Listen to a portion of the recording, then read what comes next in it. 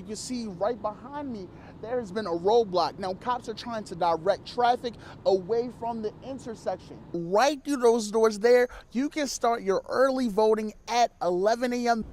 Before the Memphis Police Department comes to any changes, the City Council has to come to an agreement first. As the Memphis Shelby County Schools gets ready for the next school year, the superintendent is excited to celebrate her first 100 days on the job.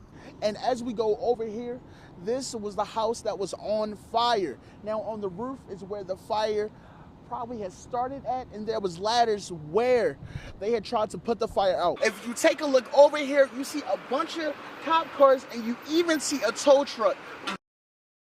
I just want my poppy back. This is the sound of a young boy crying after hearing the heartbreaking news. John Materna, also known as the Watermelon Man, sold fruit from out of his truck for over 30 years at the intersection of Homer and Wayne. Another day of smiles and laughs turned into tragedy. But on May 15th, 2023, the beloved Watermelon Man was gunned down and died from his injuries just days later. The suspect accused of killing Materna is 6-year-old Demarion Tackett. However, he's been missing after he skipped his court appearance last month. This teenager is considered armed and dangerous. It's not a matter of if, it's a matter of when. He will be found, and he will be brought to justice. Now, usually the reward before was $500, but Crime Stoppers have raised the reward to $5,000. This is how important it is to find the suspect who is accused of killing the beloved Watermelon Man. To Mr. Tackett, turn yourself in. Do it today. In Memphis, Tennessee, I'm Justice Georgie. In a shocking turn of events, President Biden drops out of the 2024 race for the White House.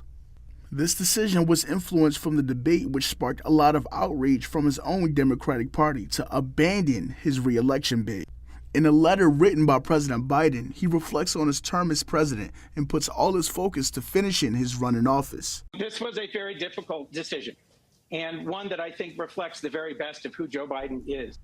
President Biden gives his full support behind Vice President Kamala Harris, who will run as a candidate fighting for women's reproductive rights. Promise of America, and are we ready to fight for it?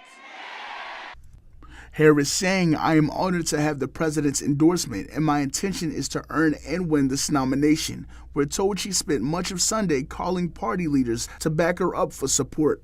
African-American women from all around the world, from business to Hollywood to politics, came together on a Zoom call and in just 3 hours raised over $1 million to show their support to the Vice President, Kamala Harris, to succeed. Despite former President Trump still having a lead in the race, President Biden wholeheartedly believes that Kamala Harris has a chance to still win and raise her hand to become the next president of the United States of America. In studio at ABC 24, I'm Justice Georgie. Summer is winding down. Now is the time to get your children into a routine so they can become better prepared to go back to school. Before the bell rings, Megan Page, a licensed professional counselor and regional director at Albany Community Health, says that it is important for your child to have a balanced sleep schedule. And so one of the things that we need is a good sleep routine and a good morning routine. So now is the time to start getting those kids to bed a little bit earlier, structure their dinners, structure their meals so that they can wake up on time feeling refreshed and ready for the school year. What do you think? While you get your kids ready for school, it is also important to map out a schedule for the day ahead to make your kids feel responsible, get them involved, help them plan for the next day. Feel free to talk to your child, ask them questions, build that relationship so they don't build up a wall going into school. Talking is the main part. So a lot of times in our community, we just send our kids out there. We have to sit down, we have to have conversations, we have to know what they're thinking and what they're feeling. So ask those questions. How are you feeling about the first day? How are you feeling if you're going into high school or going into middle school? Whether it's packing their lunch, putting snacks in your kid's backpack, try planning everything the night before, so when that alarm starts ringing, they'll be up and ready. And finally, before walking your child to class for the first day, try to help them by. And then just teaching them techniques like taking calming breaths, maybe having a fidget in their hand under the desk if they need to release some of that nervous energy. Those are great things that they can use. In Memphis, ABC 24, I'm Justice Georgie.